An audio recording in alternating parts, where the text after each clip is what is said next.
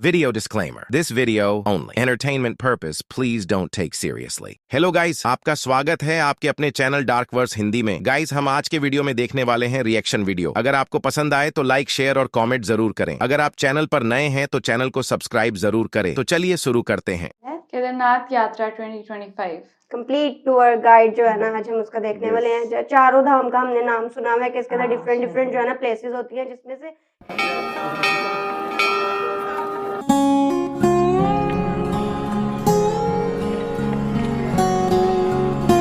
12 ज्योतिर्लिंगों में से एक पवित्र ज्योतिर्लिंग जहाँ पर भगवान भोले बाबा साक्षात निवास करते हैं। मंदाकिनी नदी के तट पर और इन खूबसूरत हिमालय पर्वतों के गोद में बसा हुआ यही है केदारनाथ धाम।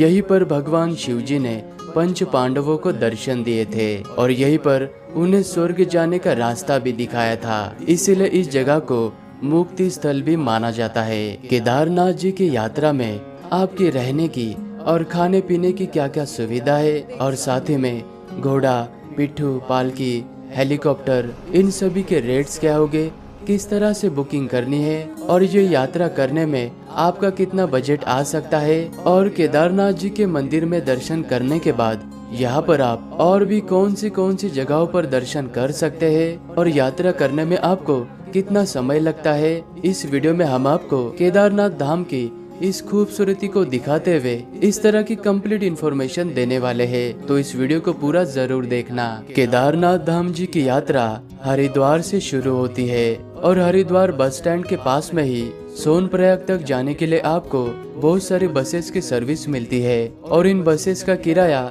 700 से लेके 1000 तक का होता है और इनका टिकट आपको एक दिन पहले ही कराना पड़ता है। सुबह के 5 बजे से लेके 8 से 9 बजे तक यहाँ से सोनप्रयाग के लिए बसेस चलना स्टार्ट हो जाती है और यहाँ पर आप टैक्सी और शेयर टैक्सी करके भी सोनप्रयाग तक जा सकते हैं और हरिद्वार से सोनप्रयाग तक का 230 किलोमीटर का खूबसूरत सफर तय करने के बाद आप सोनप्रयाग में पहुंच जाओगे, जो कि ये केदारनाथ यात्रा का पहला पड़ाव है। रास्ते में हमें बहुत ज्यादा ट्रैफिक मिलने के कारण सोनप्रयाग तक पहुंचने में हमें रात होने वाली थी।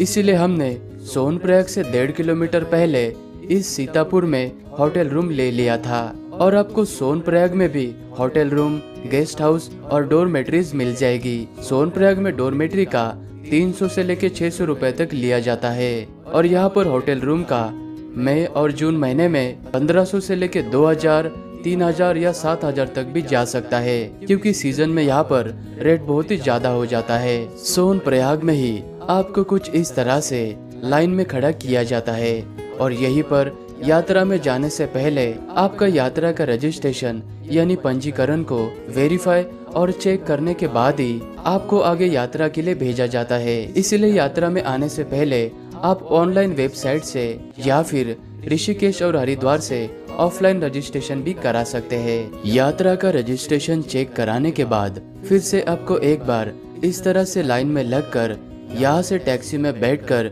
आपको गौरी कुंड तक जाना होता है, क्योंकि केदारनाथ धाम की असली यात्रा की शुरुआत गौरी कुंड से ही होती है और सोनप्रयाग से गौरी कुंड 5 किलोमीटर के दूरी पर है और ये टैक्सी पर पर्सन 60 से 70 रुपए लेकर आपको आधे घंटे में गौरी कुंड में उतार देगी। गौरी कुंड में पहुंचते ही यात्रा पर आने वाले अधिकतम भक्तगण गौरी कुंड में बने हुए इस पवित्र तप्त कुंड में स्नान करने के बाद पास ही में ये गौरी मैया का मंदिर बना हुआ है, जो कि माँ पार्वती जी को समर्पित है।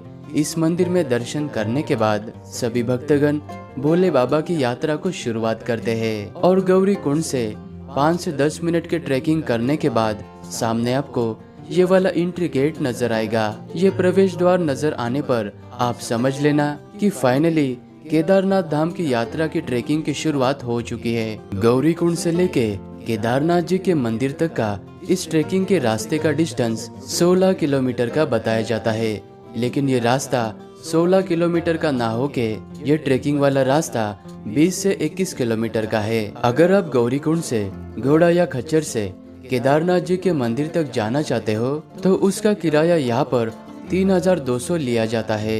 अगर आप यहाँ पर पालकी का इस्तेमाल करते हो तो पालकी का किराया यहाँ पर 7 से लेके 9-10 हजार तक लिया जाता है। और यहाँ पर इस पिट्ठू का चार्जेस 3,000 से लेके 6 या 7 हजार तक का हो सकता है। और मंदिर तक जाने के लिए सबसे आसान रास्ता है हेली सर्विस का, जो कि गुप्त काशी, फाटा, सिरसी इन 3 जगहों से केदारनाथ जी के मंदिर तक जाने के लिए हेलीकॉप्टर की सर्विस चलती है। और हेलीकॉप्टर के जो भी रेट्स है वो आपको स्क्रीन के ऊपर नजर आएंगे। और हेली सर्विस को बुकिंग करने के लिए आप हेली सर्विस के ऑफिशियल वेबसाइट से ही बुकिंग करना। लगभग 6 से 7 किलोमीटर की पैदल यात्रा करने के बाद आप इस रामबाड़ा नामक जगह पर पहुंच जाओगे। और यहाँ पर आपको मंदाकिनी नदी पर बनाए गए ये ब्रिज नजर आएंगे। और इस ब्रिज को क्रॉस करने के बाद जैसे आप आगे जाओगे, यहाँ पर ज्यादा तीखी चढ़ाई होने के कारण आपको थकान का सामना करना पड़ सकता है। लेकिन फिर भी आप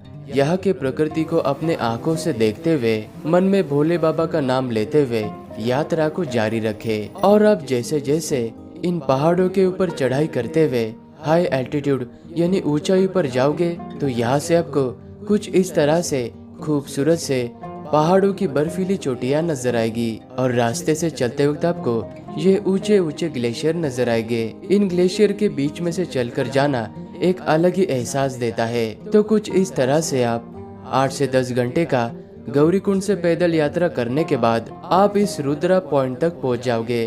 और यहाँ पर आते ही आप समझ लेना कि मंदिर अभी बिल्कुल पास में ही है। और सारे घोड़े और खच्चर वाले, पालकी वाले आपको यहीं पर उतार देंगे। और इस जगह से केदारनाथ जी का मंदिर मात्र 1 से 1.5 किलोमीटर के दूरी पर ही है। केदारनाथ में रहने के लिए हमने पहले से ही नंदी कॉम्प्लेक्स में बुकिंग करा कर रखी थी। नंदी कॉम्प्लेक्स में आपको कुछ इस तरह के बड़े बड़े से टेंट लगाए हुए नजर आएंगे। इन टेंट्स के अंदर नीचे गद्दा बिछाकर उसके ऊपर आपको माइनस टेम्परेचर की ये स्लीपिंग बैग दी जाती है। और इसका 800 से लेकर 900 रुपए तक लिया जाता है। अगले दिन की सुबह होते ही 4 बजे के बाद में हम निकल पड़े थे दर्शन करने के लिए। और रास्ते से जाते वक्त अचानक से स्नोफॉल स्टार्ट हो चुका था। इस वजह से मौसम बहुत ही सुहावना हो चुका था।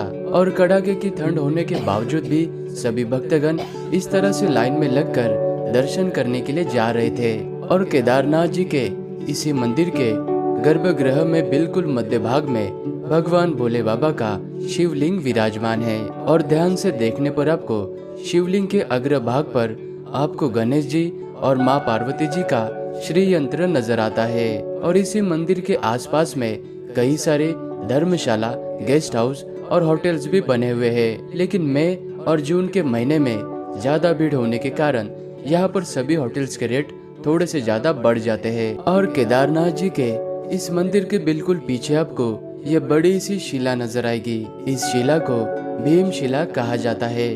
जब 2013 में यहाँ पर प्राकृतिक आपदा आई थी, तो इसी भीम शिला ने केदारनाथ जी के इस मंदिर को बचाया था। और भीम शिला के यहाँ से आप मात्र 1 मिनट थोड़ा सा आगे चलकर आओगे, तो यहाँ पर आपको ये जगत गुरु आदि शंकराचार्य जी की बहुत ही खूबसूरत प्रतिमा नजर आएगी।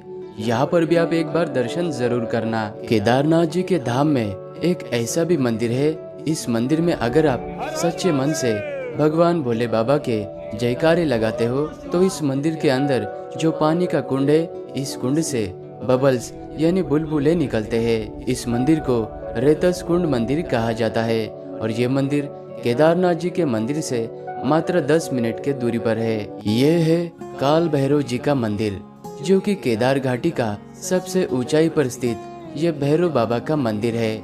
और माना जाता है कि जब तक आप भैरव बाबा के दर्शन नहीं करते हो, तब तक आपकी केदारनाथ जी की यात्रा अधूरी मानी जाती है। और जब 6 महीने के लिए केदारनाथ जी के कपाट बंद हो जाते हैं, तब कहा जाता है कि भैरव बाबा ही इस केदार घाटी के साथ में ही केदारनाथ जी के मंदिर की रक्षा करते हैं। केदारनाथ जी के मंदिर के राइट साइड में आपको ये लोहे का पुल नजर आएगा। इस ब्रिज को क्रॉस करने के बाद लगभग 20 मिनट की चढ़ाई करने के बाद आप भैरव बाबा जी के मंदिर के पास में पहुंच जाओगे। हो सके तो आप यहाँ पर भी दर्शन जरूर करना। केदारनाथ जी के इस यात्रा में आपका बजट 4000 से लेके 6000 तक का हो सकता है। अगर आप 2 लोगों से ज्यादा है तो ये यात्रा आपकी इससे भी कम में हो सकती है। और आप हो सके उतना जल्दी पहले से गौरीकुंड में आकर रुकना और अगले दिन गौरीकुंड से सुबह 5 या 6 बजे यही से आप यात्रा स्टार्ट करना।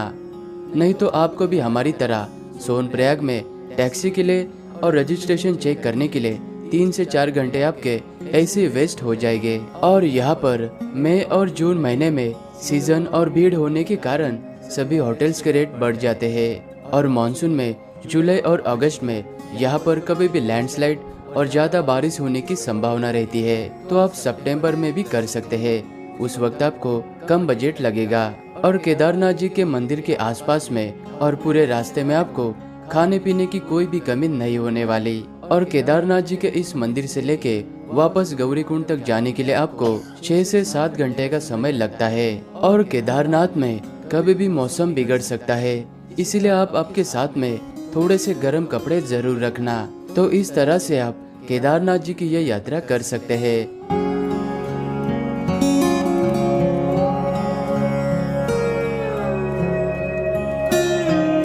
गाइज आपको डार्क वर्स हिंदी का रिएक्शन वीडियो कैसा लगा कमेंट बॉक्स में जरूर बताएं और चैनल पर नए हैं तो चैनल को सब्सक्राइब जरूर करें। Thank you guys. तो मिलते हैं नेक्स्ट वीडियो में।